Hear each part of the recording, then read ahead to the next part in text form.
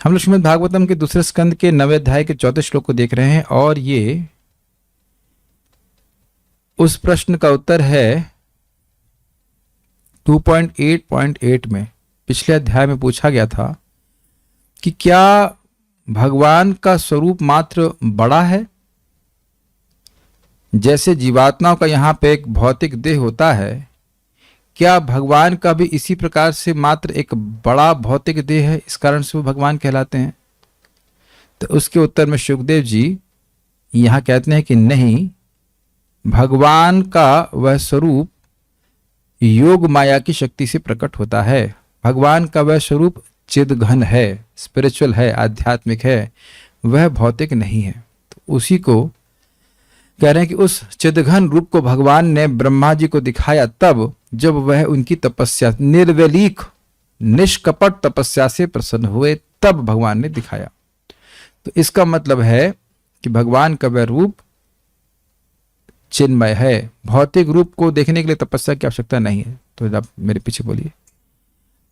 आत्मतत्व विशुद्ध्यर्थम यदाह भगवान ऋतम, आत्मतत्व विशुद्ध्यर्थम यदाह भगवान ऋतम, ब्रह्मणे दर्शयन् रूपम अव्यलीक व्रतादृतः, ब्रह्मणे दर्शयन् रूपम अव्यलीक व्रतादृतः, आत्मतत्व विशुद्ध्यर्थम यदाह भगवान ऋतम, आत्मतत्व विशुद्ध्यर्थम यदाह भगवान ऋतम, ब्रह्मणे दर्शयन् रूपम अव्यलीक व्रतादृतः, ब्रह्मणे दर्शयन् रूपम अव्यलीक व्रतादृतः, आत्मतत्व विशुद्ध्यर्थम यदाह भगवान ऋतम, आत्मतत्व विशुद्ध्यर्थम यदाह भगवान ऋतम, ब्रह्मणे दर्शयन् रूपम अव्यलीक व्रतादृतः, ब्रह्मणे दर्शयन् रूपम अव्यलीक व्रतादृतः, आत्मतत्व विशुद्ध्यर्थम यदाह भगवान ऋतम, आत्मतत्व विशुद्ध्यर्थम यदाह भगवान ऋतम, ब्रह्मणे दर्शयन् रूपम अव्यलीक व्रतादृतः, ब्रह्मणे दर्शयन् रूपम अव्यलीक व्रतादृतः, आत्मतत्व विशुद्ध्यर्थम यदाह भगवान ऋतम, आत्मतत्व विशुद्ध्यर्थम यदाह भगवान ऋतम, ब्रह्मणे दर्शयन् रूपम अव्यलीक व्रतादृतः, ब्रह्मणे दर्शयन् रूपम अव्यलीक व्रतादृतः।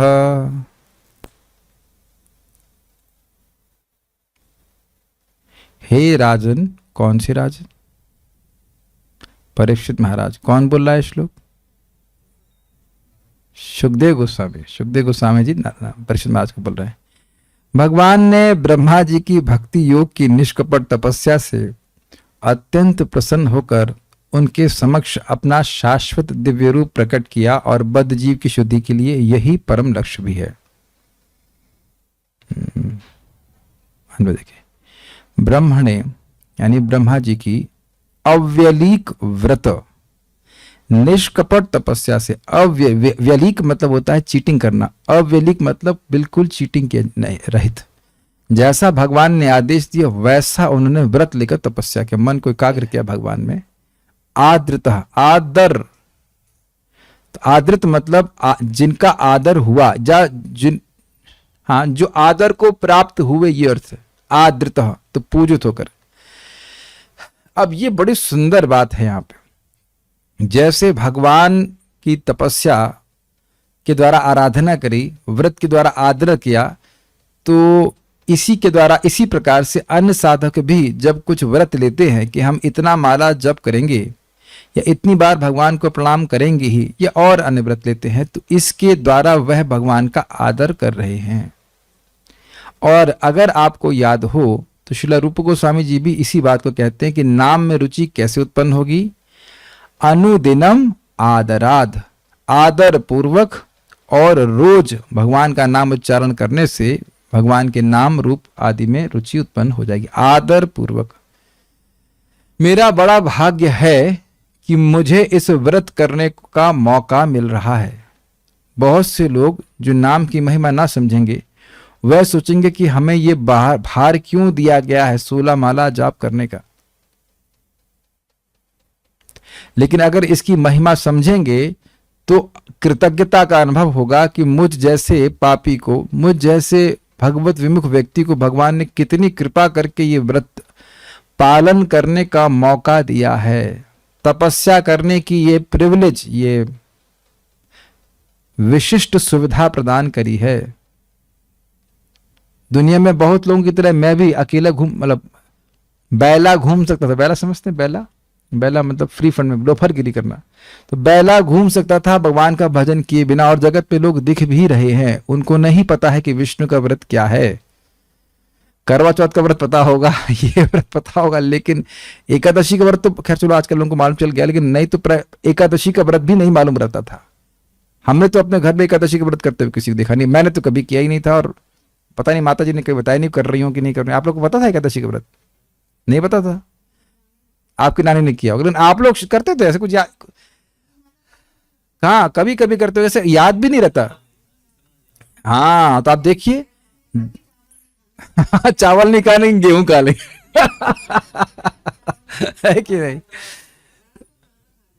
ये तिलक भी देखिए आप व्रत लाके करते लगाते कि नहीं? तिलक लगाना ही एक व्रत है कि हम रोज तिलक लगाएंगे भगवान का, मंगल आरती दर्शन करेंगे, जब करेंगे। इस प्रकार की देखो प्रभु जी का तिलक कितना सुंदर है, मतलब सही में प्रभु हमने सुमुख प्रभु का एकदम ब्राइट और बिल्कुल अलग दिखाई पड़ता है। थोड़ा डार्क कंप्लेक्शन होना और अच्छा है, क्योंकि तिलक और अच्छा दिखता है। नहीं सही में हम ज्यादा अच्छा दिखते हैं वक्त लोग, इसलिए भगवान विष्णु के पास डार्क कंप्लेक्शन के होते हैं, तिलक उनका एकदम चमक के दिखता है। हाँ अच्छा, अच्छी बात है। ये गोरे में तो दिखता ही नहीं वो तिलक, तो ये अच्छा है। देखो प्रभु का तिलक अच्छा तो लगा, लेकिन दिखाई नहीं पड़ रहा कि तिलक है कि नहीं, गोरे में एक दिक्कत है जो भी है, लेकिन ये बहुत बड़ा आदर हम भगवान कर रहे हैं। ये जो तिलक लगाना है ये बहुत बड़ा आदर है भगवान का। जो तिलक लगाया उसको यमदूत स्पर्श नहीं कर सकता है, वो पाप करे कुछ करे वो अलग बात है, वो भगवान उसको देखेंगे, लेकिन यमदूत नहीं टच कर सकते, इतना शक्तिशाली है ये। तो हमको इन सब बातों से बहुत अच्छा लग रहा था कि जैसे ब्रह्मा जी को तप करने के लिए कहा गया, वैसे तप करने के लिए हमको नहीं कहा जा रहा, लेकिन हम लोगों को एक मौका दिया जा रहा है, हम लोग को भगवान को आदर करने का मौका दिया जा रहा है। जैसे आज हम भोग भगवान को लगा रहे थे, तब भी तो यही बात आ रही थी कि याद की भगवान का हम सम्मान कर रहे हैं कि भगवान आपके पहले हम नहीं खा सकते। आज नारियल के लड्डू बनाए जा रहे थे, तो संदेह था कि खराब है कि सही, तो मुझसे कहा गया कि सूंघ लीजिए। हमने कहा तो सूंघ लेंगे तो भगवान को कैसे अर्पित करेंगे? जब हम ही सूंघ लेंगे उसको पूरा आगे खा गए तो फिर भगवान को, अगर आपको संदेह हो रहा है तो फिर आप मत, हमने उसको अर्पित नहीं किया, भाई खराब है, नहीं भगवान को अर्पित करेंगे। ये बात समान आपको लग रही है, लेकिन बहुत बड़ी बात है कि आप भगवान को इस प्रकार से भोजन करा करके आप भोजन ग्रहण कर रहे हैं। इज इट नॉट आदर? किसी व्यक्ति को पहले खिला के आप खा रहे हैं तो क्या उसका आदर नहीं है? तो भगवान इससे प्रसन्न होते हैं, भगवान का आदर किया जाना चाहिए। सबसे आदरणीय तो भगवान ही है, प्रातः स्मरणीय, पूजनीय, वंदनीय, आदरणीय भगवान श्री कृष्ण ही है, उनके आदर किए जाए। तो भगवान इससे प्रसन्न हुए तो क्या किए? भगवान ऋतम, श्री भगवान ने साक्षात, ऋतम का मतलब होता है सत्य,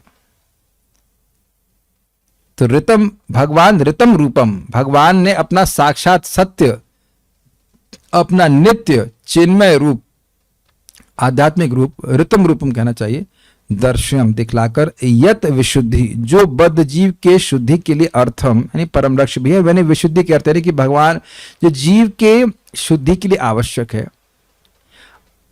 उसके आवश्यक है आत्म तत्व आहा, उस ईश्वर तथा जीव तत्व ज्ञान का उपदेश दिया। समझ में आया? ब्रह्मा जी की निष्कपट तपस्या से भगवान प्रसन्न हुए और भगवान ने अपना चिन्मय दिव्य अलौकिक वपु विग्रह ब्रह्मा जी को दिखाया और जीवात्मा की शुद्धि के लिए ब्रह्मा जी को आत्म तत्व का ज्ञान दिया। ठीक है, ये एक अर्थ है, बाकी अर्थ अभी आप विस्तार में सुनेंगे। श्लोक देखिए, आत्म तत्व विशुद्धि अर्थम, जीवात्मा के तत्व की, जीवात्मा के चित्त की शुद्धि के लिए, विशेष शुद्धि के लिए, यद आहा, जिसे कहा, कैसे कहा? भगवान ऋतम ब्रह्मणे दर्शयन रूपम, भगवान ने ऋतम अर्थात सत्य चिदघन रूप को, चिदघन समझते हैं सच्चिदानंद स्वरूप, उसको ब्रह्मा जी को दिखाया। क्यों दिखाया? अव्यलीक व्रतादृतः, क्योंकि ब्रह्मा जी के द्वारा निष्कपट व्रत के द्वारा भगवान आदरित हुए या पूजित हुए। अब एक बहुत बड़ा सूत्र मिल रहा है हम लोग को। हम लोग ये सुने हैं, कई बार सुने हैं कि भगवान को कोई व्यक्ति देख नहीं सकता है, नायम आत्मा प्रवचनेन लभ्यो नायम तपसा बहुना श्रुतेना से कर श्लोक है कि इस आत्मा को, इन भगवान को व्यक्ति प्रवचन के द्वारा नहीं देख सकता, मतलब मन गणंत प्रवचन के द्वारा नहीं देख सकता है। अन्यथा श्रवण कीर्तन के द्वारा भगवान की प्राप्ति होती कैसे होता। लेकिन जिसको ये भगवान स्वयं सेलेक्ट करते हैं, चुनते हैं, वही उन्हीं को अपना स्वरूप दिखाते हैं। तो अब आप यहां पे क्लू देख रहे हैं कि कौन किस व्यक्ति को भगवान अपना स्वरूप दिखाते हैं। जो निर्वैलिक भजन करता है, भगवान निरंतर देख रहे हैं कि हम कैसे सेवा कर रहे हैं, कैसे जाप कर रहे हैं, किस लिए जाप कर रहे हैं, ये सब कुछ भगवान देख रहे हैं। सवेद धातु पदवीं परस्य दुरंत वीर्यस्य रथांग पाणे यो मायया संततयानुवृत्त्या भजेत तत्पाद सरोज गंधम। सवेद वही व्यक्ति जानता है, धातु विधाता की, पदवी परस्य जो इस प्रकृति के परे हैं, उनकी स्थिति, उनकी शक्ति को वही व्यक्ति जानता है जो सवेद धातु पदवी परस्य दुरंत वीर्यस्य रथांग पाणे, जिनका वीर, जिनका पराक्रम, जिनका शौर्य समझना अत्यंत कठिन है। और कैसे हैं? रथांग पाणे, रथ के अंग यानी चक्र को हाथ में धारण किए भगवान श्री कृष्ण, उनको वही व्यक्ति जान सकता है जो अमायया, बिना निष्कपट भाव से, ये नहीं कि कुछ वो भजन कर रहा है उसके बदले में उसे कुछ भौतिक चाहिए, ये तो चीटिंग है, ये तो बिजनेस है। वैसे भगवान के संग वो बिजनेस करना भी अच्छा ही है, अच्छा है नहीं कह रहा हूं, अच्छा ही है कह रहा हूं, ठीक है, नहीं करने से कुछ करना ही अच्छा है। लेकिन अमाया, निष्कपट भाव से, संततया निरंतर, अनुवृत्त्या भगवान की को प्रसन्न करने की भावना से व्यक्ति अगर करता है तो भजेत, भजन करता है तो तत्पाद सरोज गंधम, भगवान के चरण कमलों से आने वाली गंध को वह अनुभव कर लेता है, अर्थात भगवान की दिव्यता का अनुभव करके भौतिक जगत से विरक्त हो जाता है। और इसको हमने ब्रह्मा जी से पहले भी सुना था कि उनका मन कभी भी भौतिक विषयों में नहीं जाता। तो क्यों नहीं जाता? इस प्रकार का निर्वैलिक अव्यलिक भजन किया है। क्या आप लोग को इस श्लोक से अपना जीवन चेंज करने के लिए प्रेरणा नहीं मिल रही है? पूरा जीवन ही भक्ति का चेंज हो जाए। भक्ति तो सब कर ही रहे हैं, लेकिन भक्ति में भी अव्यलिक व्रत किया जाए। बहुत अच्छा शब्द है, अव्यलिक, निष्कपट। अगर कोई व्यक्ति धोखा कर रहा है तो वो अपने से कर रहा है। अब मैंने 16 माला करी या आपने करी कि नहीं करी, वहां भी जानते हैं, परमात्मा जानते हैं, और तो कोई जानता नहीं। हरे राम राम हरे हरे, राम राम हरे हरे, क्या कृष्णा कृष्णा, किशमिश खाई है और किशमिश क्या है या हरे कृष्ण बोला है, तो व्यक्ति खुद ही जान रहा है। We can not cheat anyone, we can only cheat ourselves. आप लोग भक्त हैं, चीटिंग नहीं करते हैं, लेकिन मेरे को बात यहाँ जो है वो बोलना आवश्यक है, इसलिए बोल रहा हूं ताकि और जो हम कहीं चीटिंग करने का स्कोप कर भी रहे हो वो ना करें। महाराज समझा रहे थे, परम पूज्य भक्ति समेत महाराज का प्रवचन सुन रहा था कि आलू भी काटते हैं भगवान के लिए, तो ये स्मरण करें कि कुछ समय के बाद ये आलू चिन्मय होने वाला है। ये काफी अच्छा स्टाइल है बोलने का कि ये भगवान को अर्पित होने वाला है। भगवान की छोटी से छोटी सेवा, भगवान का बर्तन मांज रहे हैं, हल्का सा चावल चुपका रहेगा, अरे क्या फर्क पड़ता है? फर्क पड़ रहा है। भगवान देख रहे हैं कि भगवान को व्यक्ति कैसे सेवा कर रहा है। आप आश्चर्य करेंगे, प्रभुपाद जी एक मंदिर में गए और एक भक्त को बुलाए। पहले प्रभुपाद जी भगवान के ऑल्टर के सामने गए, फिर उसके बाद भक्तों में से किसी भक्त को बुलाए, पूछे कि ये भगवान के बर्तन कौन मांजता है? तो कहते हैं फलाना भक्त, अमुक भक्त मांजते हैं। तो वो बुलाओ उसके, कहते तुम भगवान के बर्तन ठीक से क्यों नहीं मांज रहे हो? तो सला प्रभुपाद जी तो अभी आए हैं सेंटर में, इन्हें कैसे मालूम चल गया? भगवान ने कहा है कि ये भक्त ठीक से बर्तन नहीं मांजता है। प्रभुपाद जी के पास क्षमता थी भगवान से बात करने की। हमको लग रहा है कि भगवान तो मूर्ति है, मूर्ति क्या बोलेगी? जितना गंभीरता से चाहे बर्तन मांज रहा हो भगवान के लिए, चाहे भगवान के लिए वो कोई भी सेवा कर रहा है, जब कर रहा है, कुछ भी कर रहा है, जितना निर्वैलिक भाव से करेगा उतना वो भगवान को अधिक प्रसन्न करेगा। छल का कोई हिसाब किताब ही नहीं। किससे छल कर सकता है कोई व्यक्ति? भगवान तो अंदर बैठे देख रहे हैं क्या कर रहा है। अब इस बात में आ रही है बात, तो मैं थोड़ा सा कहूंगा कि मान लीजिए कोई भक्त है, वह इंद्रियों से परेशान है, हार रहा है, लेकिन वो अपना पूरा प्रयास कर रहा है, तो उसको आप चीटिंग नहीं कहेंगे। इसको भगवान बोल चुके हैं 9.31 में भगवद गीता में, अपि चेत सुदुराचारो भजते मामानन्य भाग। अनर्थ निवृत्ति में ऐसा होता ही है कि व्यक्ति की जो आसक्तियां हैं उसको खींचती हैं। वह अनादिकाल से जिन आसक्तियों की उसने सेवा करी है उनको तुरंत त्यागने में कठिनाई होती है। तो वो ईमानदारी से जाप कर रहा है, भक्ति कर रहा है, भगवान से प्रार्थना कर रहा है कि इन व्यसनों को, इन आदतों को छुड़वा दीजिए, तो उसको आप नहीं कह सकते कि वो चीटिंग है। लेकिन कोई जप कर ही नहीं रहा है, बस आ गया तिलक विलक घूम रहा है, तो वह ठीक नहीं है। एक व्यक्ति था, उसको प्रभुपाद ने कहा ठीक है तुम जाप नहीं कर सकते तो माला में हाथ डाल के घूमो ताकि अन्य लोगों के सामने आदर्श उपस्थित हो। हम नाम नहीं ले रहे हैं कौन, लेकिन ऐसे लोग भी, the Beed bag is not for warming the hands.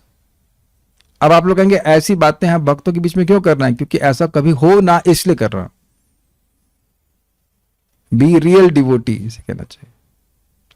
बहुत अच्छा शब्द है ये। भगवान स्वयं जब इस प्रकार के निर्वलिक वजन से प्रसन्न हो जाएंगे तो स्वयं ही अपने आप को हमारे सामने प्रकट कर देंगे। हम कभी भगवान को नहीं देख सकते हैं अपनी क्षमता से, लेकिन भगवान अपनी क्षमता से अपने आप को हमारे सामने प्रकट करा सकते हैं। ठीक है, ओके। श्रीधरी, यह जो कहा गया है कि जब जीव के ही समान परमात्मा भी देह के संबंध से युक्त हैं, तो फिर उनकी भक्ति करने से मुक्ति कैसे संभव है? यह इस बात को आसीद यद उदरात 8वें अध्याय के 8वें श्लोक में कहा गया है। आपको याद आ रहा है श्लोक जरा दिखाएं तो समझ में आएगा कि बात क्या हो रही है। पिछले अध्याय में जाएं। अब मैंने बताया था ना कि जिन प्रश्नों को किया है उनको आचार्यगण इसी प्रकार से समझाएंगे कि देखो ये है, इसका उत्तर ये है, इसका उत्तर ये है, और हम तब समझ पाएंगे। तो ये प्रश्न हुआ था गर्भोदकशाय विष्णु के संबंध में। आसीद यदुदरात पद्मम लोक संस्थान लक्षणम यावन अयम वै पुरुषः यतावय वै पृथक तावान सावती प्रोक्ता संस्थावयवानिव। जिनके उदर से यद उदरात पद्मम, जो कमल निकला वह कमल कैसा था? लोक संस्थान लक्षण, वह त्रैलोक्यात्मक था, तीनों लोक उसी कमल में थे। तो वह तो भौतिक हो गया। तो अब भगवान की धारणा ऐसे की जाती है कि जो विभिन्न लोक हैं वह उनके अंग हैं। तो भगवान इस पुरुष से, इस जीवात्मा से पृथक कैसे हैं? जो जैसे यह जीव विभिन्न भौतिक अंगों को लेके चल रहा है, ऐसे ही धारणा की जाती है कि भगवान के ये जो लोक है ये उनके अंग हैं। तो क्या भगवान केवल बड़े मात्र हैं? तो अगर भगवान भौतिक है, अगर भगवान का रूप भौतिक है, तो उनके रूप पे धारणा करने से, उनके रूप का ध्यान करने से व्यक्ति मुक्त कैसे हो सकता है? ये प्रश्न था। प्रश्न क्लियर समझ में आ रहा है? तो इसके उत्तर में कह रहे हैं कि नहीं, भगवान का रूप दिव्य था जो उन्हें ब्रह्मा जी को दिखाया। इसके उत्तर में कहा गया है आत्म तत्व विशुद्धि अर्थम, अर्थात जीव के आत्म तत्व की विशुद्धि के लिए। कैसे विशुद्धि होती है? भक्ति से तत्व ज्ञान होता है। तो वह भक्ति क्या है? यह भगवान की भक्ति तप आदि से ब्रह्मा ने करी। तप का मतलब भगवान में मन को एकाग्र करना, इसको तपस्या कहते हैं। तो भगवान में अपने मन को ब्रह्मा जी ने एकाग्र किया और इसके द्वारा भगवान ने उनको अपना रूप, उनसे प्रसन्न होकर भगवान ने अपना रूप प्रकट किया। तो भगवान ने क्या किया? जब ब्रह्मा जी ने तपस्या करी, ब्रह्मा जी को श्री भगवान ने अपने ऋतम अर्थात सत्य चिदघन स्वरूप को दिखाकर आत्मोपदेश किया। तो भगवान निराकार नहीं है, अपितु उनका सच्चिदानंद स्वरूप, जिसको उन्हें भगवान ब्रह्मा जी को प्रसन्न करके दिखाया। परमात्मा द्वारा, भगवान द्वारा ब्रह्मा जी को अपने रूप का दर्शन कराने का कारण बतलाते हुए कहा गया कि अव्यलीक वतात्रतः, अर्थात ब्रह्मा जी ने निष्कपट तपस्या के द्वारा परमात्मा की सेवा की। कहने का अभिप्राय है कि जीव की अविद्या के द्वारा मिथ्या रूप देह का संबंध होता है, किंतु ईश्वर का तो योग माया के द्वारा चिदघन लीला विग्रह का आविर्भाव होता है। इस तरह जीव और ईश्वर में महान भेद है। अतएव परमात्मा का भजन करने से मोक्ष की प्राप्ति होती है। क्या ये टीका सबको समझ में आई? ब्रह्मा जी का शरीर भौतिक है, लेकिन ब्रह्मा जी की तपस्या से प्रसन्न होकर जिस विग्रह, जिस रूप में प्रकट होकर भगवान ने उपदेश दिया वह ऋतम अर्थात सत्य था। सत्य का मतलब समझ ली। सत्य का मतलब होता है जो जिसकी स्थिति भूतकाल, वर्तमान और भविष्य में एक रस रहती, एक जैसी रहती, उसको सत्य कहा जाता है। समझ रहे हैं? जैसे सूर्य इस समय किस रूप में है, मतलब एक दृष्टांत दे रहा हूं, तो सूर्य वैसे ही है जैसे सुबह दिखाई पड़ता है, दोपहर में दिखाई पड़ता है। सूर्य की स्थिति परिवर्तित नहीं होती है।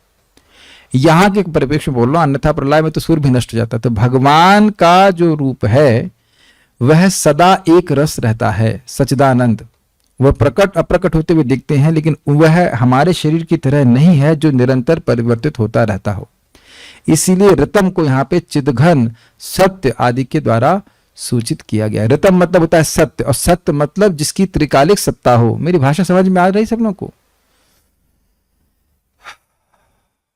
कैसे बोलूं मैं, अंग्रेजी में बोलूं? त्रिकालिक सत्ता नहीं समझ में आ रहा है? जिस रूप में हमारा अभी ये शरीर है, क्या इसी रूप में पैदा हुए थे? नहीं।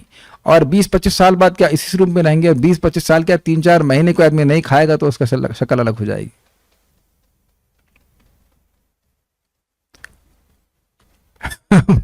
मुझे याद आ रहा है कि तनिष्क प्रभु ने कहा कि सौंफ खाइए पतले हो जाएंगे। तो केवल सौंफ खाना शुरू किया तो तब मैं अपना पुराना वीडियो देख रहा था और अभी देख रहा हूं, ज्यादा तो खाना कम नहीं किया, केवल सौंफ खाना शुरू किया तो काफी गाल पिचक गया है। और अगर खाना भी बंद कर दूं तो कितना पिचक, मतलब दम ही अंदर चला जाएगा। ये हमने प्रैक्टिकल देखा था। मंदिर में एक माता जी थी, रशियन माता जी, वो उनको पता नहीं क्या फितूर था कि वो मोटी हैं। मोटी थी नहीं, खाती ही नहीं थी वो, पता नहीं क्या करती थी, एकदम गाल उसके अंदर ऐसा लगता था, एक्सरे किसी का करते ना, पूरा खाल जो हड्डी में चिपकी हुई थी ऐसा लगता था। बाद में उनका मूड चेंज हो गया होगा, कई साल तक तो वैसे देखा बाद में मोटी हो गई एकदम। तो अब आप बताइए, इसी जीवन में एकदम हड्डी से कंकाल से व्यक्ति मोटा हो गया तो क्या वो एक रस कहा जाएगा? एक रस नहीं कहा जाएगा। ऐसा देखा जाता है, लोग पहले बहुत पतले थे एकदम से मोटे हो जाते हैं, बहुत मोटे तो एकदम से पतले हो जाते हैं, और कुछ भी ना हो देह का परिवर्तन तो आप देख ही रहे। तो देह निरंतर परिवर्तित हो रहा है। ना सतो विद्यते भावो ना भावो विद्यते सतः उभयोरपि दृष्टोस्तस्त्वं यो तत्त्वदर्शिभिः। हमारा शरीर एक रस नहीं है, इसलिए सत्य नहीं है। भाई इसमें क्या समझने में कठिनाई हो रही है? सबका शरीर परिवर्तित नहीं हो रहा है, घर चेंज हो रहा है, परिवर्तित हो रहा है, और शरीर चेंज हो रहा है। कार, जो कोई वस्तु हम भौतिक देख रहे हैं वो एक रस नहीं रहती। हे भगवान, इज इट अंडरस्टैंडेबल? तुम डिवोटीज क्या नहीं समझ में आ रहा है आप लोगों की बात? भगवान का स्वरूप इस समय भगवान कृष्ण कैसे दिखते हैं? जैसे अनादि काल से दिखते आए वैसे ही दिखते हैं। अच्छा, कैसे, कब तक कैसे दिखेंगे? अनंत काल तक वैसे ही दिखेंगे। अच्छा, भगवान कृपालु, कब से कृपा करना शुरू किया? अनादि काल से। अच्छा, कब तक करेंगे? कब तक चल रही कृपा उनकी? तो अनंत काल तक। तो भगवान का एक एक गुण अनादि काल से वैसा ही है और अनंत काल तक वैसा ही रहेगा। इसीलिए कहते हैं भगवान एक रस। अच्छा, एक और अर्थ समझे आप, इस जगत में कोई व्यक्ति आपका बहुत मतलब अनुकूल होता है, अनुगत्य में होता है, प्रभु जी या माता जी जो भी, हम आपको जीवन भर नहीं छोड़ेंगे, और जीवन भर क्या, वो 1 साल में 6 महीने में छोड़ देता है। क्या ऐसा देखा नहीं जाता? तो क्या एक रास्ता रहेगी जरा बताइए? हम लोग भी किसी व्यक्ति के प्रति अनुकूल रहते हैं, फिर एकदम से मन हट जाता है, जरा सा खराब बर्ताव किया तो बस हट गया। तो क्या एक रास्ता रही? हमारी तो एक रास्ता। अरे वह भी छोड़ दिए, दिन भर में कितनी बार हम लोग का मूड चेंज होता है, बड़ा अच्छा लगा, बड़ा खराब हुआ, बोर लग रहा है, क्षण क्षण में तो हमारा मन परिवर्तित हो रहा है। तो आप देख रहे हैं कि ऐसा परिवर्तन भगवान में नहीं है। इसलिए कह रहे हैं ऋतम। ऋतम मतलब सत्य, सत्य मतलब शाश्वत, एक रस रहने वाला चिदघन सत्य स्पिरिचुअल वपु भगवान ने प्रकट किया। तो उत्तर हो गया कि नहीं, भगवान का जो स्वरूप है वह भौतिक नहीं है, वह तो योग माया से भगवान प्रकट करते हैं। भगवत गीता में क्या सुना आपने? अजोपि सन् अव्ययात्मा भूतानाम ईश्वरोपि सन् प्रकृतिम स्वामधिष्ठाय संभवाम आत्ममाया। अजो अपि, यद्यपि मैं अजन्मा हूं, भूतानाम ईश्वरोपि सन्, जो कहे कि भाई अजन्मा तो नित्य मुक्त पार्षद भी होते हैं, तो कहते हैं हाँ, लेकिन वह सभी जीवों के ईश्वर नहीं होते हैं। अजोपि सन्, अजन्मा होते हुए भी, भूतानाम ईश्वरोपि सन्, सभी जीवों का ईश्वर भी होते हुए। अजोपि सन् अव्यय आत्मा। अव्यय आत्मा, अव्यय आत्मा मतलब अव्यय, अपरिवर्तन वपु वाले, अपरिवर्तित मन वाले, बुद्धि वाले, संकल्प वाले, जो भी आत्मा का अर्थ लेते हैं उस तरह से, ऐसे अव्यय स्वरूप वाले होकर के होता हुआ भी, भूतानाम ईश्वरोपि सन्, जीवों का ईश्वर होते हुए भी, अर्थात किसी तंत्र के परतंत्र होकर नहीं, सभी जीवों से, सभी तंत्रों से स्वतंत्र होते हुए भी, प्रकृतिम स्वाम अधिष्ठाया, अपनी प्रकृति में अधिष्ठित होते हुए, अर्थात अपने स्वरूप को प्रकट करते हुए, अपने दिव्य स्वरूप को प्रकट करके, संभवामि आत्म माया, मैं अपनी माया से, अपनी शक्ति से प्रकट होता हूं। जो भगवत गीता में हम सुन रहे हैं वही बात यहां ब्रह्मा जी के सामने होते हुए घटित हो रही है। सुन रहे हैं कि ब्रह्मा जी के सामने भगवान अपनी शक्ति से प्रकट हुए। ओके, तो ये दिखा रहा है कि जीव में और ईश्वर में बहुत बड़ा भेद है। हम लोगों को हम लोग अपना देह सेलेक्ट नहीं करते हैं, हमें दे दिया जाता है काल और माया के प्रभाव से, लेकिन भगवान अपने स्वरूप को प्रकट करते हैं बस, जो उनका नित्य चिन्मय स्वरूप है। क्लियर हो गया होगा? आगे पढ़ते हैं। अब यह टीका बहुत ध्यान पूर्वक सुननी होगी, सारार्थ दर्शनी। यदि कोई प्रश्न करे कि काल एवं माया से परे वह तत्व क्या है जिसके प्रति व्यक्ति को आसक्त होना चाहिए?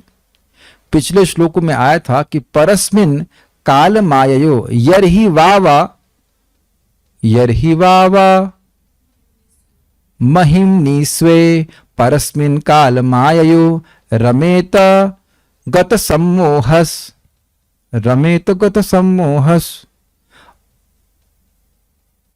त्यक्तोदास्ते तदोभयम। ऐसा था कि जब जीव काल और माया के परे अपनी महिमा में और भगवान की महिमा में रमण करता है तो वह दोनों प्रकार के मोह अर्थात मैं ये देह हूं, यह देह मेरा है, इससे मुक्त होकर के उदासीन रहता है, अर्थात अपने शुद्ध स्वरूप में स्थित रहता है। तो व्यक्ति प्रश्न करे कि वह तत्व क्या है, वो क्या तत्व है जो काल और माया के परे है, जिसमें रमण करके जीव मुक्त हो जाता है। तो ये भगवान का निरूपण यहां पे कर रहे हैं। वो तत्व भगवान श्री कृष्ण है। तो इसका तो आत्म तत्व विशुद्धि अर्थम आदि द्वारा यह श्लोक इसका उत्तर देता है। श्री भगवान आत्म तत्व अर्थात अपने तत्व के विषय में, आत्म मतलब स्वयं के, परमात्मा तत्व के विषय में विशुद्धि अर्थात ज्ञान देने के अर्थ के लिए बोले। आत्म तत्व विशुद्धि अर्थम, इसका मतलब समझा पा रहे हैं, समझ रहे हैं? अब परमात्मा का तत्व क्या है, भगवान का तत्व क्या है, इसका ज्ञान देने के लिए विशुद्धि मतलब ज्ञान। आप कहेंगे विशुद्धि तो मतलब विशेष शुद्धि होता है, लेकिन यह भी बिल्कुल बच्चे की तरह सीखना होगा। संस्कृत में एक शब्द के एक ही अर्थ नहीं होते हैं। विशुद्धि का अर्थ पूर्ण ज्ञान भी होता है। यह आप पहली बार सीख रहे होंगे, इज इट नॉट? कभी सुने विशुद्धि का अर्थ ज्ञान?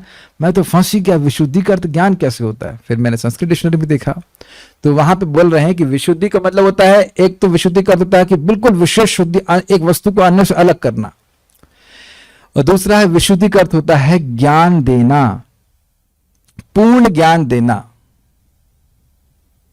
संदेह मत कीजिएगा, संस्कृत डिक्शनरी में है इस प्रकार से। जैसे घृणा का मतलब क्या होता है? घृणा मतलब क्या होता है? घृणा मतलब हेट, और घृणा का मतलब प्रेम भी होता है। संस्कृत ऐसी भाषा है। तो यहां बहुत अद्भुत हमको अर्थ लगा था कि अपने तत्व का ज्ञान देने के लिए भगवान बोले प्राह। अब इसको समझने का हमने एक नोट, समझने के लिए नोट दिया है। अगले अध्याय में कहा जाएगा, श्री शुक उवाच अत्र सर्गो विसर्गश्च स्थानं पोषणमूतयः मन्वन्तरेशानुकथा निरोध मुक्ति आश्रय। तो यहाँ पे 10 विषय हैं जिनको सुखदेव गोस्वामी जी गिन रहे हैं। इस पुराण में 10 विषय हैं जो मैं कह रहा हूं। क्या है? सर्ग, गिनिए। विसर्ग, स्थान, पोषणम, ऊतयः, मन्वन्तरीशान कथा, निरोधो, मुक्तिर, आश्रय। एक रुक जाओ, मनवंतर कुछ छूट रहा है। सर्ग, विसर्ग दूसरा, स्थान तीसरा, पोषण चौथा, ऊतय 5, मनवंतर ईशानु कथा ये 2 हो गए, 7, निरोध, मुक्ति और आश्रय 10 हो गए। तो आश्रय तत्व हैं भगवान श्री कृष्ण जो सभी तत्वों के आश्रय स्वरूप हैं। तो इस आश्रय स्वरूप को अलग करने के लिए 10वें स्कंध है, और बाकी 9 स्कंदों में और अन्य स्कंदों में इन सब 9 तत्वों का वर्णन किया जा रहा है। ऐसा नहीं है कि आश्रय तत्व के बारे में अन्य स्कंदों में नहीं है, लेकिन मुख्य रूप से 10वें स्कंद में वर्णन है भगवान श्री कृष्ण का। अभी समझाऊंगा, पूरा पढ़ लेते हैं। श्री सुखदेव गोस्वामी ने कहा, इस श्रीमद् भागवत में 10 विभाग हैं जो ब्रह्मांड की उत्पत्ति, उपसृष्टि, लोकांतर, भगवान द्वारा पोषण, सृष्टि प्रेरणा, मनु के परिवर्तन, ईश्वर ज्ञान, अपने घर धाम वापस गमन, मुक्ति तथा आश्रय से संबंधित हैं। अब क्या कह रहे हैं, देखिए दिख जाएगा वही शब्द, दशमस्या विशुद्ध्यर्थम, विशुद्ध्यर्थम दिख रहा है आपको, नवानामिह लक्षणम वर्णयन्ति महात्मानः श्रुतेनार्थेन चांजसा। इनमें से जो 10वां आश्रय तत्व दिखा था आपको भी लास्ट में, आश्रय तत्व पिछले श्लोक में 2.10.1 में, वो भगवान है, भगवान श्री कृष्ण है जो सभी के आश्रय है, उसको आश्रय तत्व कहा जा रहा है। उसकी दिव्यता को अन्यों से पृथक करने के लिए, दशमस्य विशुद्ध्यर्थम, विशुद्ध करने के, अलग करने के लिए उन सब का वर्णन कभी वैदिक साक्ष्य से, कभी प्रत्यक्ष व्याख्या से और कभी महापुरुषों द्वारा दी गई संक्षिप्त व्याख्याओं से किया जाता है। तो आत्म तत्व विशुद्ध अर्थम अर्थात इस आश्रय तत्व का विशेष ज्ञान देने के लिए भगवान बोले। ये समझ में आया? यहां कह रहे हैं दशम तत्व के विशुद्ध अर्थम, दशम तत्व के ज्ञान देने के लिए, विशेष रूप से ज्ञान देने के लिए 9 तत्वों को अलग से समझाया जाता है। तो इस शब्द को विशुद्ध अर्थम को अगले अध्याय के दूसरे श्लोक से चक्रवर्ती पाद ने पिकअप करके ये अर्थ दिया है, आत्म तत्व विशुद्ध अर्थम अर्थात आश्रय तत्व का के विशेष ज्ञान के लिए भगवान बोले। मुझे मैं बताता ना कि ये टीका का ये भाग समझने में कठिनाई होगी। देखिए अगले अध्याय में सुखदेव गोस्वामी जी कहेंगे कि इस पुराण में 10 टॉपिक हैं। जैसा कि आप देखिए 2.10.1 में पे लिखा हुआ है, तो आप उसमें कि न सर्ग विसर्ग आदि जो है पे लिखा हुआ है, उसमें आश्रय शब्द दिख रहा है आपको लास्ट में, मुक्तिर आश्रय। तो आश्रय शब्द से भगवान श्री कृष्ण सूचित हो रहे हैं जो सभी के आश्रय हैं। अगले श्लोक में क्या कह रहे हैं, दशमस्य विशुद्धर्थम, दशमस्य इस 10वें आश्रय तत्व के विशेष ज्ञान के लिए, उसको अन्य तत्वों से अलग करने के लिए ऋषि ने अलग अलग प्रकार से व्याख्या करी है। तो ये विशुद्ध अर्थम, दशमस्य विशुद्ध अर्थम मतलब आत्म तत्व विशुद्ध अर्थम। कैसे समझा पा रहा हूं, नहीं समझा पा रहा हूं, लग रहा है सबको नहीं समझ में आ रहा है, बहुत दुखी लग रहे हैं लोग। ये भगवान मुझे और बुद्धि नहीं दे रहे हैं, खाली ये बोल रहा हूं कि आत्म तत्व विशुद्धि अर्थम का अर्थ यहाँ पे क्या लिया गया है, भगवान के तत्व के विशेष ज्ञान देने के लिए भगवान बोले। तो भगवान का वो विशेष तत्व क्या है, वो है आश्रय तत्व। तो श्रीमद् भागवतम में भी इस आश्रय तत्व को अलग से रखा गया है। तो उस जो अगले अध्याय का दूसरा श्लोक है उससे चक्रवर्ती पाद अर्थ लेकर के बोल रहे हैं कि आत्म तत्व विशुद्धि अर्थम मतलब अपने स्वरूप के बारे में विशेष ज्ञान देने के लिए भगवान बोले। अब भाई अब आप लोग मेहनत नहीं करोगे तो हम कुछ नहीं कर सकते। अब आप लोग खुद सोचो कि क्या लिखा है, बिना समझ में तो हमको आ ही रहा है, लेकिन अब हम समझा नहीं पा रहे, इससे अधिक क्या कह सकता हूं मैं। आगे बढ़ते हैं, नहीं समझ में आया तो मैं ही दोषी हूं, मैं कुछ नहीं कह सकता, ठीक है, क्या कह सकता हूं। ये शब्द नहीं दिख रहा है आपको, विशुद्ध अर्थम, दशमस्य विशुद्ध अर्थम, तो वहां से पिकअप किए कि दशम तत्व का ज्ञान देने के लिए, यहां लिखा है ना, उसी तरह से वहां बोले आत्म तत्व का ज्ञान देने के लिए। काफी डिप्रेस्ड हूं मैं, कुछ समझा नहीं पाया। विशुद्धि का एक अर्थ पूर्ण ज्ञान भी होता है, इसी तरह से यहां पे समझना होगा। अथवा ये वाला आसान है, उन्होंने आत्म अर्थात जीव के तत्व अर्थात चित्त आदि घटकों की विशेष शुद्धि हेतु कहा। विशुद्धि अर्थम विशुद्धि के लिए जीवात्मा का चित्त शुद्ध हो और वह भगवान को समझे, इसलिए भगवान ने ऐसा ज्ञान ब्रह्मा जी को कहा। आत्म यानी आत्मा, जीवात्मा, तत्व मतलब उसका चित्त, और विशुद्धि अर्थम मतलब उसकी विशुद्धि के लिए भगवान बोले। भागवत बोले, चतुश्लोकी भागवत बोले।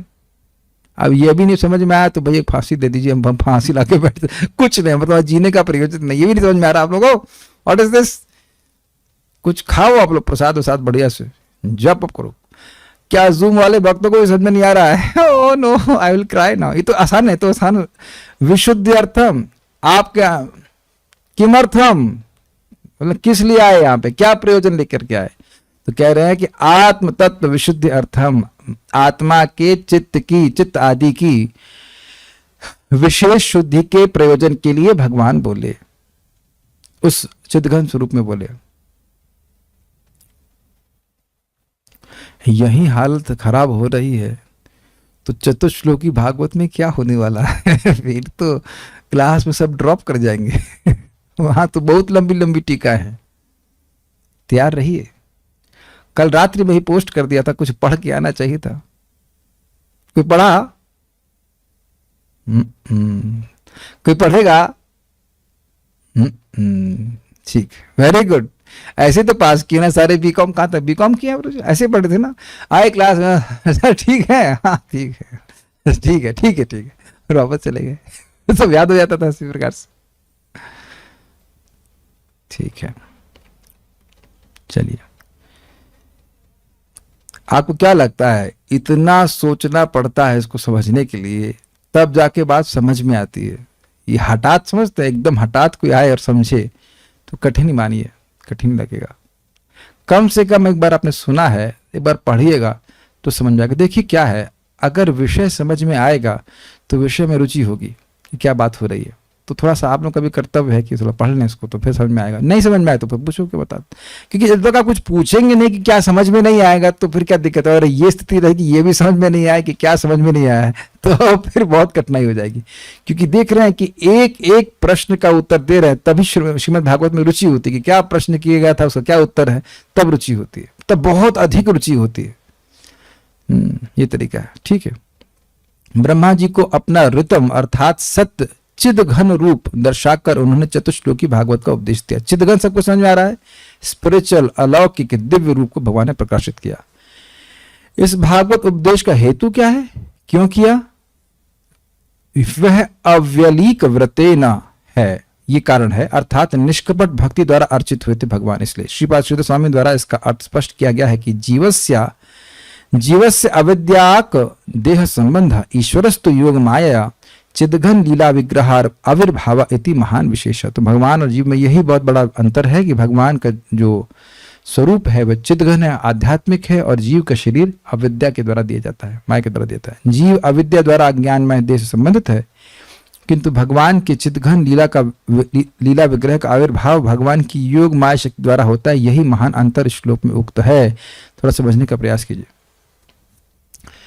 देखिए, मेरा शरीर है और हाथी का शरीर है, तो परिमाण में अंतर है कि नहीं?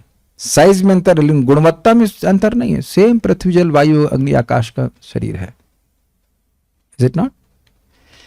देवताओं का शरीर और हमसे सूक्ष्म हो सकता है, लेकिन है वो भौतिक ही। लेकिन भगवान का स्वरूप भले ही साइज में कैसा भी दिखे, लेकिन उसमें कोई भौतिक तत्व नहीं है। ये महान विशेष अंतर है। अब कुछ स्पष्ट हो रहा है। भगवान श्री कृष्ण अर्जुन के सेम हाइट के लग रहे हो, हमको नहीं पता हाइट सेम थी कि ज्यादा थी कि, कुछ नहीं पता इसके बारे में, लेकिन मान लो थी। लेकिन उन दोनों में बहुत अंतर। वैसे भगवान, हमने सुना है अर्जुन का भी दिव्य शरीर है, तो इसलिए हम अर्जुन के एग्जाम्पल तो नहीं लेंगे, लेकिन हम भौतिक जो व्यक्ति है जिसका हाइट एकदम भगवान कृष्ण के बराबर दिखे, लेकिन उन दोनों में बहुत बड़ा अंतर है। जैसे भगवान के नाम और भौतिक शब्दों में बहुत अंतर है, यद्यपि वह सेम लगते हैं, एकदम एक जैसे लगते हैं। कृष्ण ये कोई भौतिक शब्द तो लगेगा क शुणा आधारी की मात्रा और णा शा ऐसा लगा दिया, लेकिन नहीं, वह अलग है। और इसका अनुभव कब करता है व्यक्ति? साधक लोग जब नाम जप करते रहते हैं, उससे उनका हृदय शुद्ध होता है। पहली बात तो ये कि भौतिक शब्दों से हृदय शुद्ध होता नहीं है। अनादिकाल से बोलते ही आए हैं ना, विभिन्न योनियों में विभिन्न शब्द बोलते आए हैं, टै टै करे होंगे या भाव भाव किए होंगे या कुछ भी किए, लेकिन उससे हृदय नहीं पवित्र हुआ। इन हरे कृष्णा कृष्णा कृष्णा हरे हरे, हरे राम राम राम हरे हरे, हरे कृष्णा बोलने से हमारा चित्त पवित्र होता है।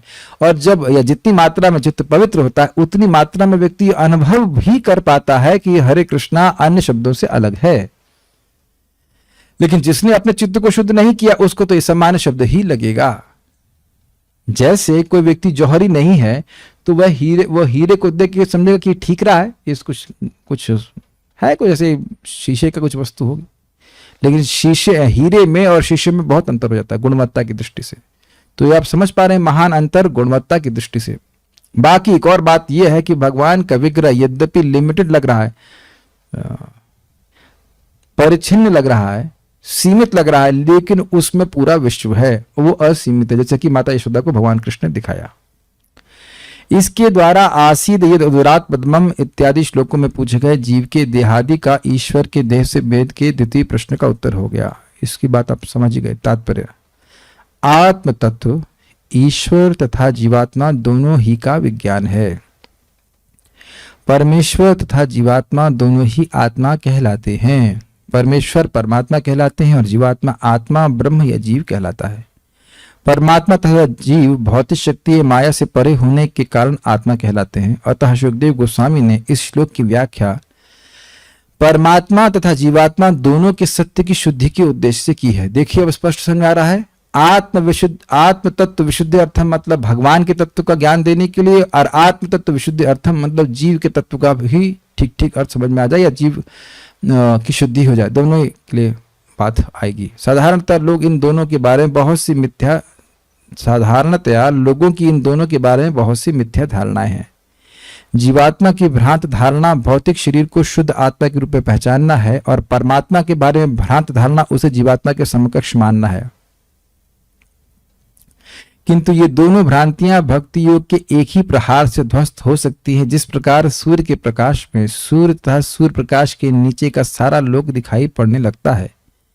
अंधकार में न तो कोई सूर्य को देख पाता है, न अपने आप को और न ही जगत को, किंतु सूर्य के प्रकाश में वह सूर्य को, अपने आप को तथा अपने चारों ओर के जगत को देख सकता है। अतः श्रील सुखदेव गोस्वामी कहते हैं कि इन दोनों भ्रांतियों को हटाने के लिए भगवान ने ब्रह्मा के भक्ति योग के निष्कपट प्रण से प्रसन्न होकर उन्हें अपने शाश्वत रूप का दर्शन दिया। थोड़ी बात समझ में आई? कौन सी दो भ्रांतियां हैं?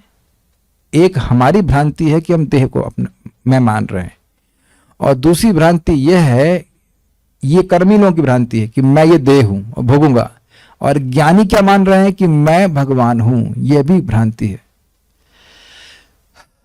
जैसे जब अंधकार होता है तो व्यक्ति सूर्य को नहीं जान रहा होता है, खुद को भी नहीं जान रहा होता और आसपास की वस्तुओं को भी नहीं जान रहा होता, लेकिन सूर्य के प्रकाशित होने से वह स्वयं को भी जानता है और जगत को भी जानता है। ये तो समझ में आ गया। लेकिन अब देखिए, भगवान सूर्य के समान है। भगवान अपने स्वरूप को प्रकाशित करके जीवात्मा के बारे में प्रस्तुत करते कि जीवात्मा भगवान नहीं। अगर जीवात्मा भगवान होती है, ब्रह्मा जी भगवान होते, तो उन्हें तपस्या करके भगवान के रूप को देखने की क्या जरूरत होती? वो देख लेते। लेकिन वह अपने प्रयास से भगवान को नहीं देख पाए। इसलिए भगवान के स्वरूप में और ब्रह्मा जी के स्वरूप में, ब्रह्मा जी के स्थिति में बहुत बड़ा अंतर है। दिख गया कि नहीं दिख गया? ये भ्रांति क्लियर हुई। जब ब्रह्मा जी जैसे जीव को भी भगवान साक्षात अपने आप नहीं दिखते, तपस्या करना पड़ता है, तो शुद्ध होना पड़ता है, तो हम जैसे जीवात्मा में और भगवान में बहुत अंतर हो जाएगा कि नहीं? और जब भगवान ब्रह्मा जी को दिखे तो तपस्या करके ब्रह्मा जी यह नहीं उनको अनुभव हुआ कि वो भगवान है। ब्रह्मा जी से अधिक तपस्या तो जगत में कोई नहीं कर सकता, तो उनकी तपस्या के बाद भी वह भगवान नहीं बन गए। तो ये भ्रांति क्लियर होगी ना कि जीव भगवान कभी नहीं बन सकता। आप लॉजिक तो समझ ही रहे हैं इस बात को। यस, सूर्य के प्रकाशित होने से व्यक्ति यह नहीं सोच लेता है कि वो सूर्य हो गया है। उसे दिख जाता है कि सूर्य क्या है, मैं क्या हूं, ये जगत क्या है। अगर एक गुप्त अंधकार हो पूर्णतः, तो हम भी उस अंधकार के भाग लगते हैं। मैं थोड़ा डिस्ट्रैक्शन हो गया, आप मेरी बात समझे। एकदम गुप्त अंधकार है, आज रात्रि में कीजिएगा, एकदम लाइट ना जले, तो हम भी उस अंधकार के भाग लगते हैं। ये थोड़ा बात कठिन हो रही होगी समझने में, लेकिन करने में बहुत आसान है। आज सब लोग एक्सपेरिमेंट करेंगे। सोते समय एकदम लाइट ऑफ कर देना, कुछ भी ना जले, बिल्कुल बंद गुप्त अंधकार, उसमें हम भी उसी अंधकार के भाग लगते हैं। क्लियर समझ में आ रहा है मैं क्या कह रहा हूं? ऐसे ही जीव जब अविद्या से ग्रसित हो जाता है तो वह उसको यही लगता है कि मैं भी देह ही हूं। यही तो लग रहा है हमको।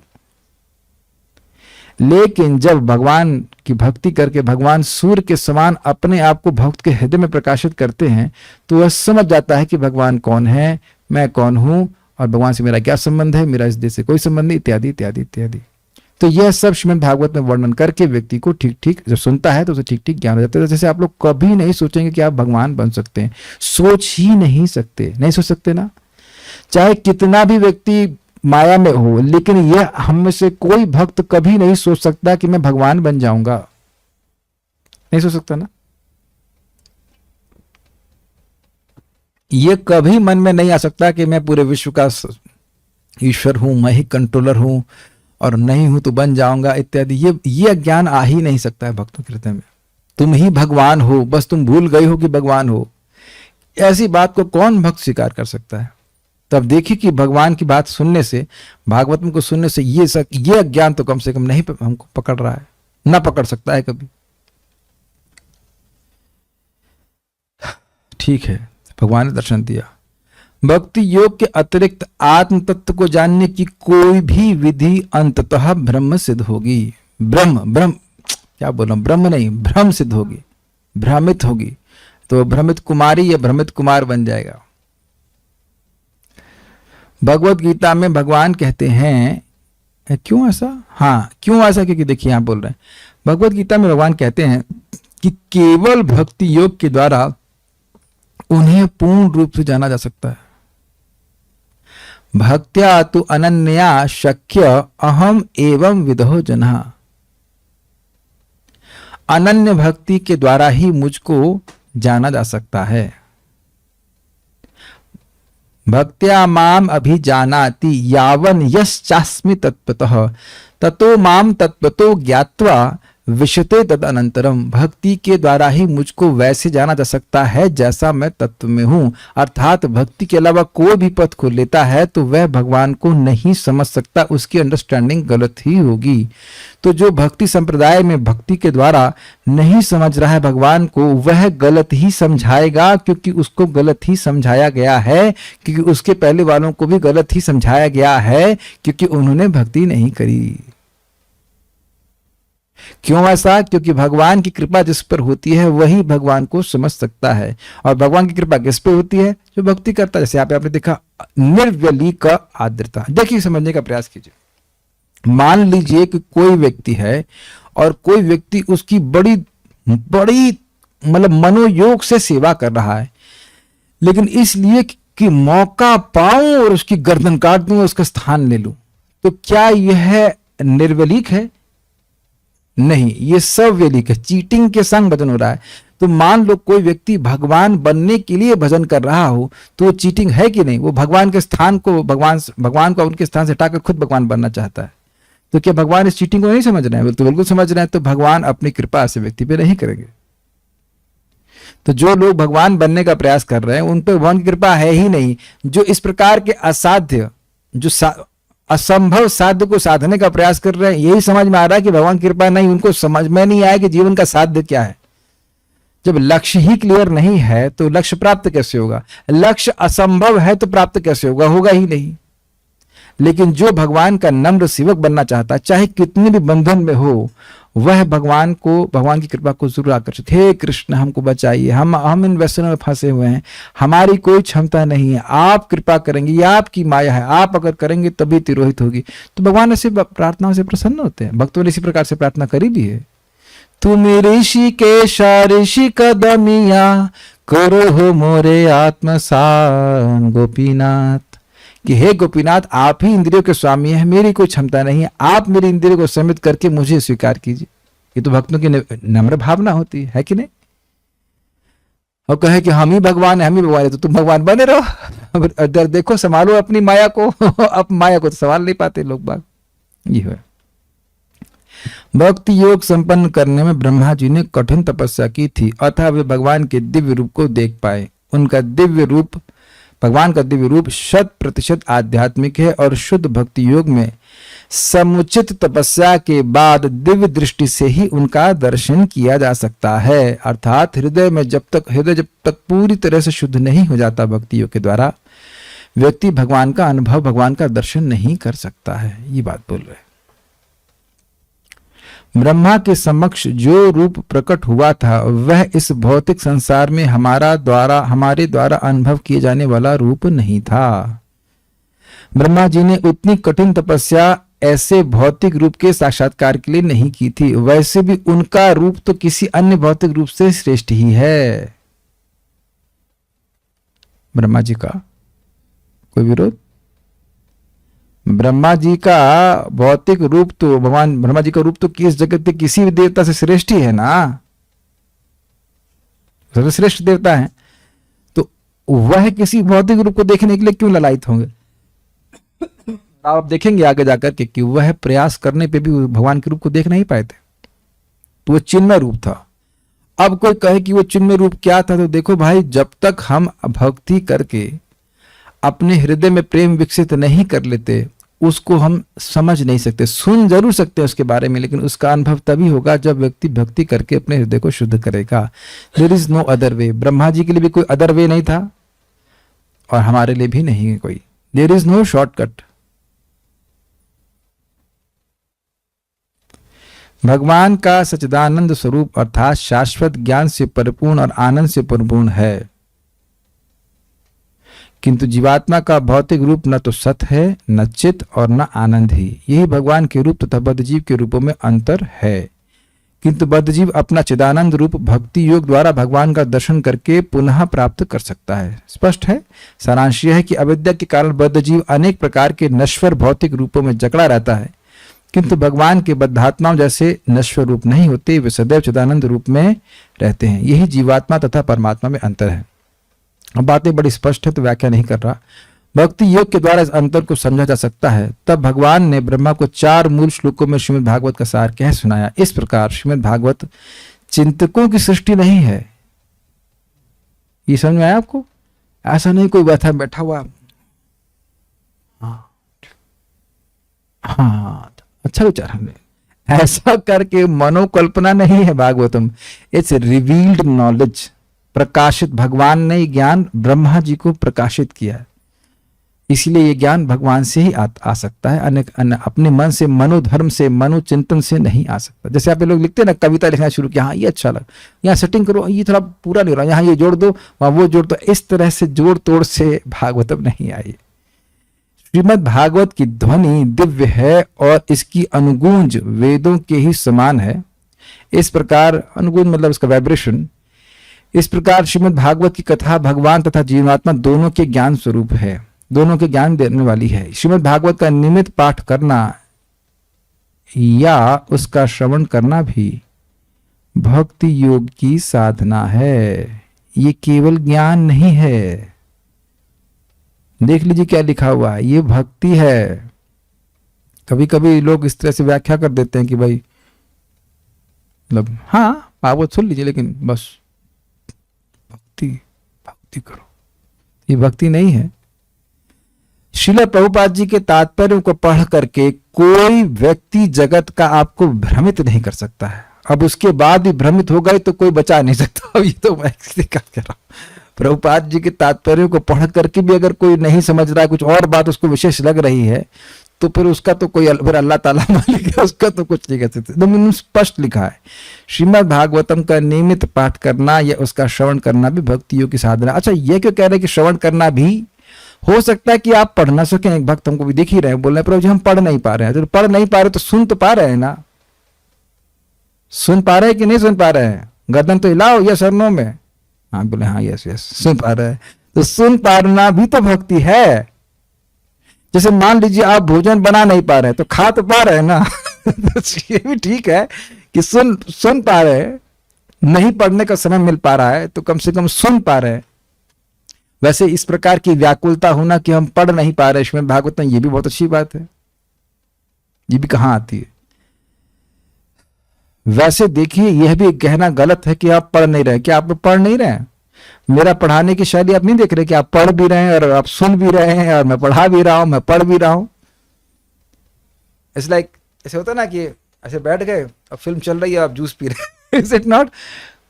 ना किताब खोलनी, ना कोई किताब भी खुल गई है, कुछ भी नहीं करना है ना, ऐसे बस बैठे रहे, देखते रहो, अच्छा चलो देखते रहो। पढ़ाई नहीं लग रही आपको कि पढ़ाई हो रही है? फिर इतना तो समझ में आया ना श्लोक में कि भगवान का स्वरूप जीवात्मा के स्वरूप से, जीवात्मा के भौतिक शरीर से अलग है। इस प्रकार से हम नहीं पढ़ते हैं, मैं गारंटी के संग कह सकता हूं, और तो 100% तो नहीं, लेकिन अगर सामान्यतः हम इसको पढ़े होते, या पता नहीं कितने लोगों ने श्लोक को कभी पहले पढ़ा है, क्या कभी ध्यान भी दिया कि इसमें बोला क्या गया था?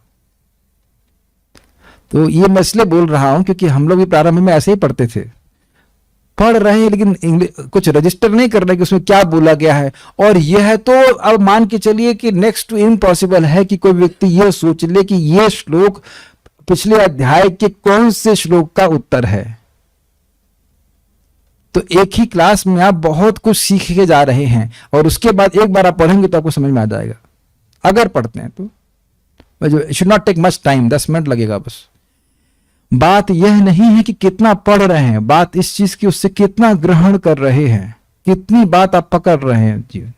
बहुत बहुत बड़ी बात यहाँ पे आप सीखने को मिले कि जीवात्मा का स्वरूप इन द सेंस जो शरीर है वो भौतिक है, और भगवान का शरीर पूरी तरह से स्पिरिचुअल है, चिन्मय है। इससे भगवान में और देवता में बहुत बड़ा भेद सृष्ट हो जा रहा है। जो लोग कहते हैं कि भगवान भी एक देवता के समान है, ठीक है, तो यह भक्ति है। और आपने क्या सुना था? भक्ति के द्वारा भगवान को समझाता है। तो भागवत के श्रवण के द्वारा भगवान समझ में आते हैं। सीधा बात यहाँ पे स्थापित हो गई, ठीक है। श्रीमद् भागवत का नियमित पाठ करना या उसका श्रवण करना भी भक्ति योग की साधना है, और श्रीमद् भागवत की संगति मात्र से बड़ी सिद्धि प्राप्त हो सकती है। सबसे बड़ी सिद्धि है भगवत प्रेम, और यह तो ना चाहे व्यक्ति तब भी प्राप्त होने लगती है, केवल श्रवण करने की इच्छा मात्र से। बार बार देखिए, हम भक्तों के सामने बात को रख रहे हैं कि हम लोग विभिन्न प्रकार की सेवा करते हैं, अच्छी बात है और उसमें कोई दिक्कत नहीं है, लेकिन जिस प्रकार का महत्व श्रीमद् भागवतम का है, भगवान के नाम जप का है, उस प्रकार से नहीं है अन्य सेवाओं का। और उसका प्रभाव अपने चित्त में आप स्वयं देख लीजिए। विरोध की बात नहीं है, निष्पक्ष रूप से विचार कीजिए कि जिस भी सेवा को हम लोग सुनते हैं कि उसका ये महत्व है, कहीं उस सेवा में कहीं लिखा है कि इसको करने की इच्छा मात्र से भगवान हृदय में आ जाते हैं? अगर लिखा हो तो आप मेरी सहायता के लिए मुझे बताइए, तो फिर हम उसका भी प्रचार करेंगे। लेकिन ऐसा महिमा किसी और साधन की नहीं बताई गई है। ये मैं अपने मन से नहीं बोल रहा हूं, प्रथम स्कंद के दूसरे श्लोक को ही आप देख सकते हैं, प्रथम अध्याय के। तो बड़े आदर पूर्वक में जीवन में स्वीकार करना चाहिए भगवत गीता भागवतम को। आपके सामने है जो है। शुकदेव गोस्वामी तथा महाराज परीक्षित दोनों ने श्रीमद् भागवतम के माध्यम से सिद्धि प्राप्त करी, उसके बाद किसी को नहीं मिली। यही अर्थ है? ये अर्थ नहीं है। नहीं तो आप विचार कीजिए, आचार्यों ने क्यों इतनी मेहनत करके हर श्लोक पे टीका लिखी है। आप ये सोचिए कि हम लोग तो कुछ वक्त समझ भी नहीं पाए होंगे कि आत्म शुद्ध विशुद्ध, आत्म तत्व विशुद्धि अर्थम, वहां से क्या कनेक्शन है। और चक्रवर्ती पाद उसको सोच कर लिखे हैं, मतलब उसको ऑब्जर्व करके नोट डाउन करके लिखे हैं, भागवत को पढ़कर पूरा जीवन समर्पित किया है, तब जाकर ऐसी कोई टीका लिख पाता है। तो खैर, आप लोगों ने समझा होगा कुछ। तो आज का श्लोक जो है वो दूसरे प्रश्न का उत्तर है। ये आप समझे कि भगवान का स्वरूप चिन्मय है, वह भौतिक नहीं है। कोई प्रश्न किसी भक्त का है? ओहो, प्रश्न है कि ऐसे है, ब्रह्मा जी ने तो भगवान पर ध्यान किया, वो विधि तो अष्टांग योग जैसी जान पड़ती है। अच्छा, आप साथ में बैठ के देख रहे थे कि अष्टांग योग कर रहे हैं, क्योंकि उन्होंने नवदा भक्ति जैसे तो नहीं किया। अच्छा, आपको कैसे पता?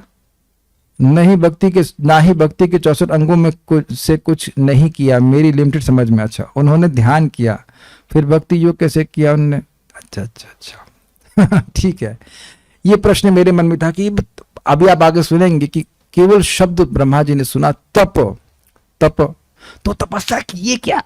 ये तो बताए दे कि तपस्या करना क्या है।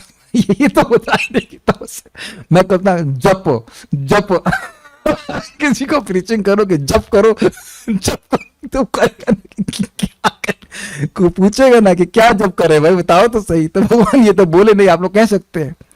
तो विचार कीजिए, भगवान श्री कृष्ण ने गोलोक में अपनी बांसुरी बजाई, ब्रह्म संहिता में आप सुनेंगे, और वही गायत्री मंत्र के रूप में भगवान ब्रह्मा जी के कानों में प्रवेश करके उनको दीक्षित कर दिए।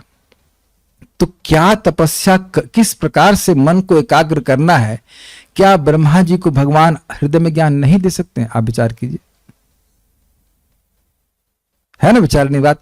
आप इसको सुन चुके, तेन ब्रह्म हृदय आदि कव्य मुह्यंती सूर्य। ये वेद का सारा ज्ञान भगवान ने अपने संकल्प मात्र से ब्रह्मा जी के हृदय में प्रकाश कर दिया। क्यों?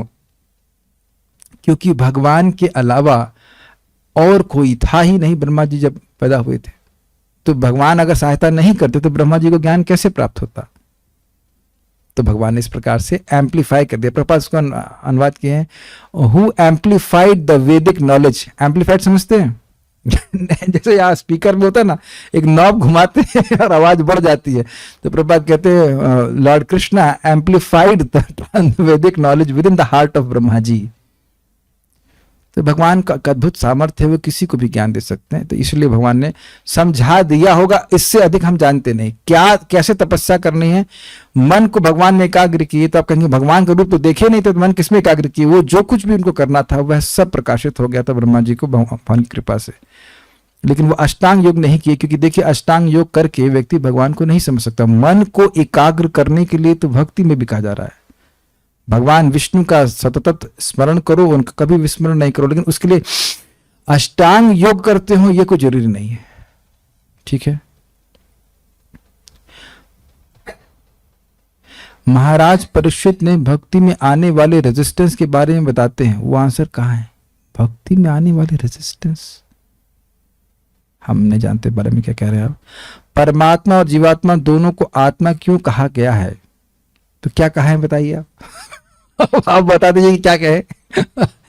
आत्मा शब्द के कई अर्थ होते हैं। आत्मा का शब्द 7 अर्थ होते हैं। आत्मा रामश्च मुनियों में वहां पे बताया गया आत्मा का अर्थ होता है परमात्मा, आत्मा का अर्थ होता है जीवात्मा, आत्मा का अर्थ होता है शरीर, आत्मा का अर्थ होता है मन, आत्मा का अर्थ होता है बुद्धि, आत्मा का अर्थ होता है संकल्प, और एक और अर्थ है मैं भूल गया हूं। अब कोई दिक्कत है? भगवत गीता अगर आप सुन रहे हैं तो ये प्रश्न नहीं करते आत्म तत्व, आत्मा के शब्द का कई अर्थ होते हैं, तो यहाँ पे आत्म तत्व के दोनों अर्थ ग्रहण किए जाने चाहिए। गायत्री मंत्र और हरे कृष्ण महामंत्र में क्या डिफरेंस है? कोई डिफरेंस नहीं है। ओम का ही विस्तार गायत्री मंत्र है, ऐसे कुछ है सीक्वेंस, और गायत्री मंत्र का ही विस्तार हरे कृष्ण मंत्र ऐसे कुछ है। मैं डिटेल में बोल रहा हूं, लेकिन ऐसे कुछ महाराज समझाते हैं। गायत्री मंत्र भी स्वयं भगवान श्री कृष्ण है, हरे कृष्ण मंत्र भी स्वयं भगवान श्री कृष्ण है। चैतन्य चरितामृत में इसका वर्णन है, गायत्री काम गायत्री एक कृष्ण स्वरूप ऐसे करके बोलते हैं। काम गायत्री कृष्ण का स्वरूप है, और अधिक हम बता नहीं सकते क्योंकि हमें बोलने के लिए अलाउ नहीं किया गया। इसके बारे में आपको ब्राह्मण दीक्षा लेनी पड़ेगी, गुरुजी से पूछ लेना कि क्या होता है। अगर खाली क्यूरियोसिटी के लिए प्रश्न कर रहे हो, आज किस लोग समझ में आया? नहीं समझ में, एक बार पढ़िएगा। अगर कुछ समझ में नहीं आए, कुछ और दिक्कत हो तो आप मुझसे कल पूछिएगा। कल हम भगवान ने चाहा तो क्लास करेंगे। श्रीमद् भागवतम की जय, श्री प्रभुपाद की जय, निताई गौर प्रेमानंदे।